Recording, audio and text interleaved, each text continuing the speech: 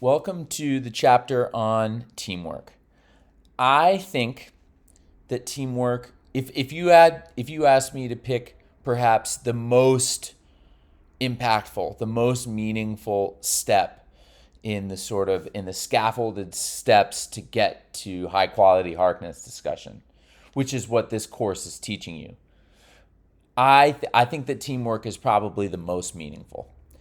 And I think that teamwork is the most meaningful because the purpose of teamwork is to serve as a lab for the soft skills.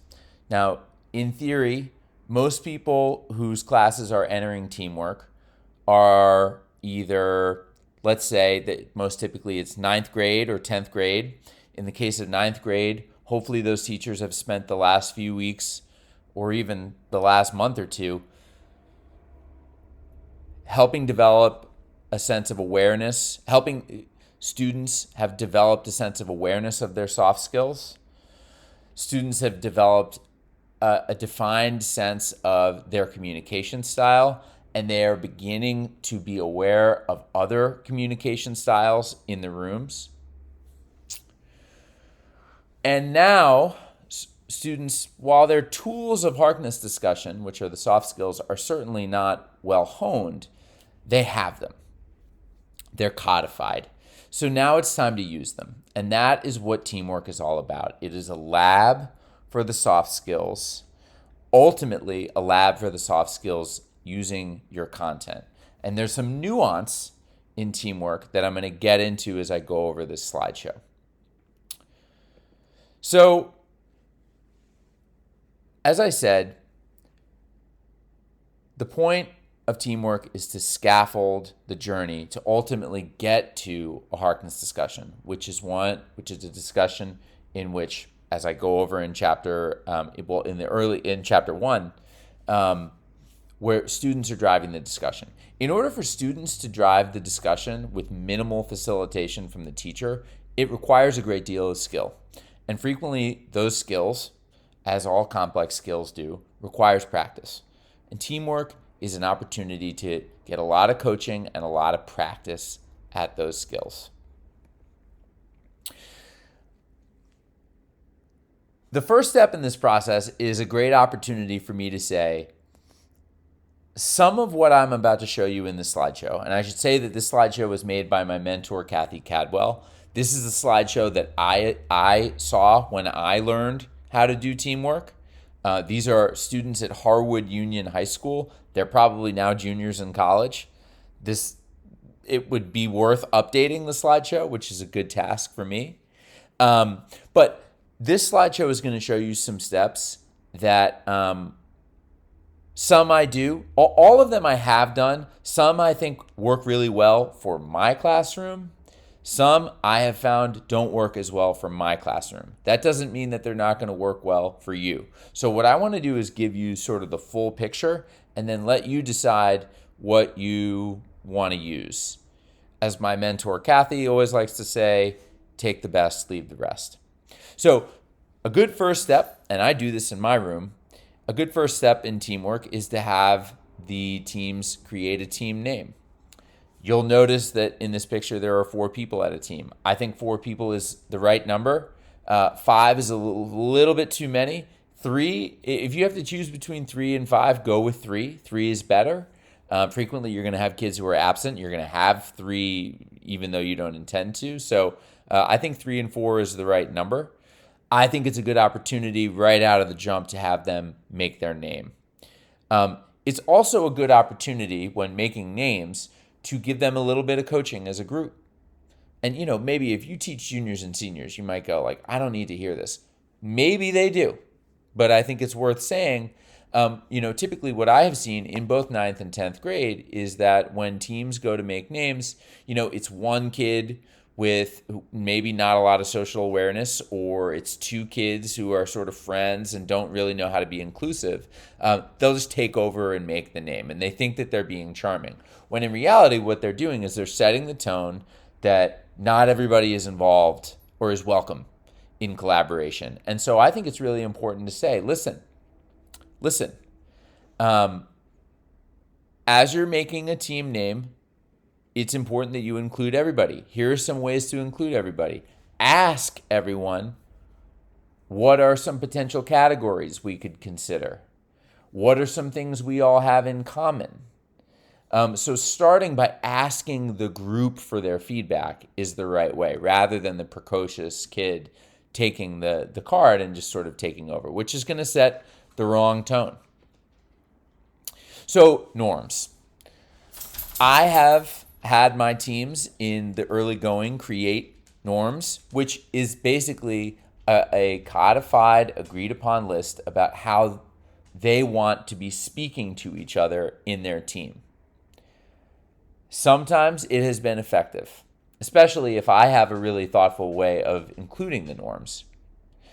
More often than not, though, I have found that the students don't take it seriously, and it's a little bit too earnest. I don't have them create norms anymore. Does that mean you shouldn't? No. But I just want to be honest about my experience with norms.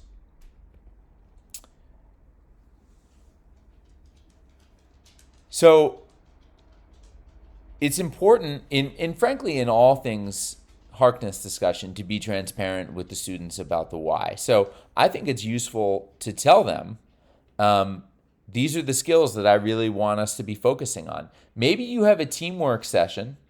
And if you're wondering, when is Brad going to talk about what that looks like? I'll get there. I'll show you an example. But maybe you have a teamwork session one day where you say to everybody in the class, listen, I want all the teams to be focused on tone of voice today. I really want you to be thoughtful about the tone you're using. Or I want everybody to focus today on probing questions. Let's ask everybody in the group a probing question when it feels appropriate. So you can target how the teamwork is, what skills the teamwork is focused on, but be clear with the kids that that is the purpose of teamwork. And of course, to learn your content as well. I'll get there. So just reviewing, these are the types of questions. These are the types of skills that you should be encouraging kids to be asking and be thinking about as they're engaged in teamwork. So roles. This is another aspect of teamwork that some people find really effective and some people don't. I personally like roles. These are the roles that my mentor used. I like to, mine are slightly different. And what you're seeing on the screen right now is a printout of one of the roles that I keep in my role packets. So I have a full class set of cards that look like this. I print them on cardstock, I fold them, and they are in front of each student. So you'll notice that if you were to fold what's on the screen right now, facilitator would be facing out to everybody, and the description of what the facilitator does would be facing back to the student. So that helps the students understand what they're supposed to be doing. I think roles generally are a good thing. Sometimes kids struggle to take them seriously. The more concrete the tasks are and the more appropriate the tasks are, the more seriously they'll take them. Some people feel it's not appropriate for their group, and that's fine. You don't use them if you don't feel it's appropriate for their group. Generally, though, I do find that they're a good avenue for differentiation. I find that they're a good avenue to help kids have meaning or have purpose in groups where maybe naturally they're not going to feel a lot of purpose. So I think norms are worth considering at the very least. Roles are worth considering at the very least. Okay, self-assessment. This is an aspect of teamwork that I find to be 100% essential.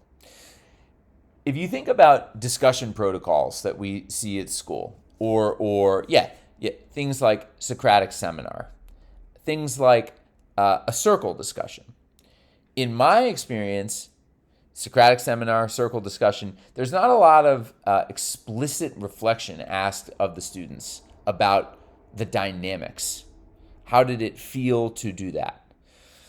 Reflection on discussion is an absolute essential piece of the Harkness method. And it's one of the things that, in my view, makes Harkness stand out from those other protocols.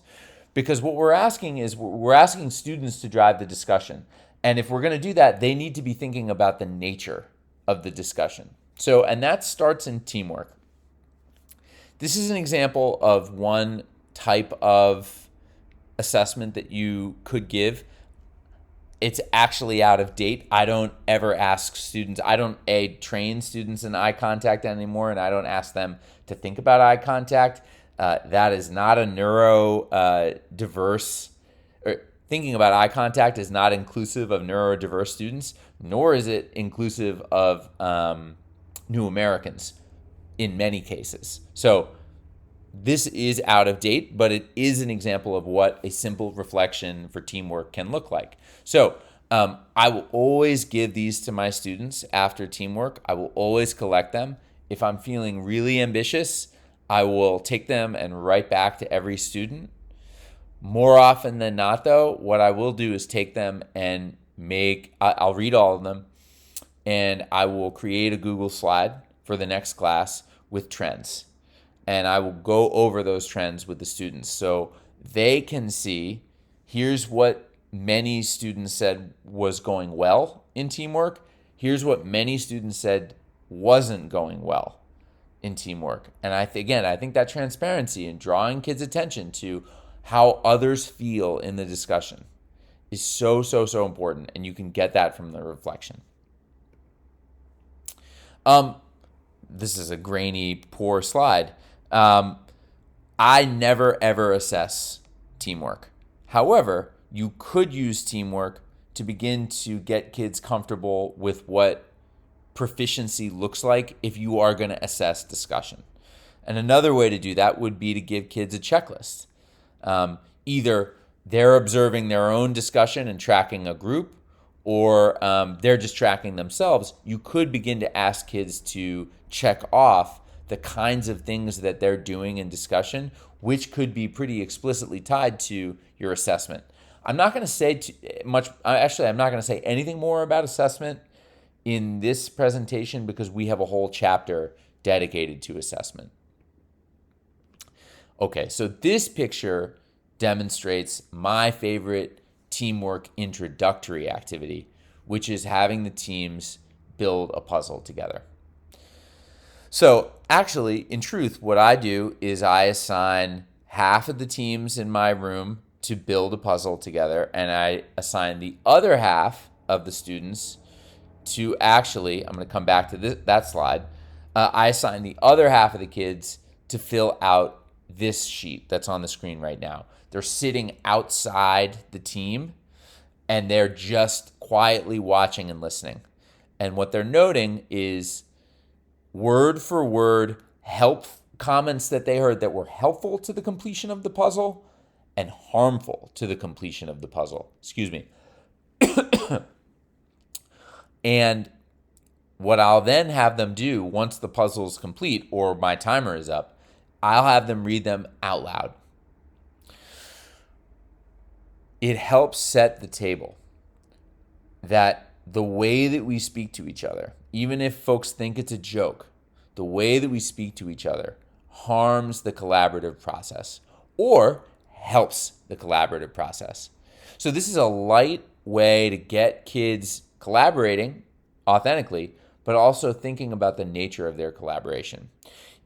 Now, what you see here is on the very left, these are the kinds of things that students typically hear when they're listening for the helpful or hurtful comments. What you see on the right are the sort of the analogies for those comments if you were to be using your content. So I've got a corner here, second from top. You know, if you're looking at content, in function, that's the same as saying, I think I have a key point to this concept. And what this does, and you can have them do this metaphor activity or not. I actually typically don't because I think it gets lost on some kids. But it underscores the metaphor, which you might find kind of corny, but it's real, which is that teamwork is building a puzzle of knowledge together. Okay, now another really important piece, and we're almost done. Prep sheets, and there's a whole chapter later on prep sheets. Prep sheets in my classroom drive teamwork. And they also serve as a good opportunity or a good example of the difference between teamwork and group work. So, this is a picture of the tail end of a prep sheet that I give teams when they're looking at a Supreme Court case called TLO versus New Jersey. Now, I'm not going to get into the vagaries of the case. What you need to know is that in the beginning of this prep sheet, I gave kids the facts of the case, and I asked them individually to answer a bunch of questions. And you can see one of these questions here. What do you think TLO should have done differently? So the student would write, answer the questions, typical worksheet. Okay, now what you can see here on the right side of this box, and what you can see here where it says stop here, is where what otherwise was group work, meaning I gave kids a task, they wrote down their thoughts, they came together, they shared out their thoughts. That to me is group work. What you see here on the right side of this table and down at the bottom is where group work becomes teamwork. So you see that the scribe is writing down how the team feels about this question. Most importantly, you see that in this text in the bottom, the team has to come up with something new using that content. That is the key. They have been given your content, they have shared out their individual thoughts on the content, and their teamwork begins when they have to create something new. In this case, they need to create a law. Maybe they need to make a list. Maybe they need to make a thesis or a claim, or they need to write a tweet. The point is they have to agree on this new thing and they have to collaborate to make it. And again, that's where group work becomes teamwork. And that's where they're really going to be using the soft skills. Last slide. I think the key thing to understand here about teamwork is, number one, it's a lab for the soft skills. Number two, prep sheets, which are an opportunity for you to have them think about your content, but also think about the kinds of things that they want to say in the discussion. We have a whole section on prep sheets later on. I'll get to that. And reflection. Those are sort of the key pieces of teamwork. My last thought on teamwork is this. Teamwork is a lab for you to assess their readiness to have student-led discussion. If you don't think that almost every single team is ready, do not have a Harkness discussion. Wait until you feel like your students, almost all of them, can participate in teamwork in a way that is civil and respectful and functional. There's no rush to come to a Harkness discussion.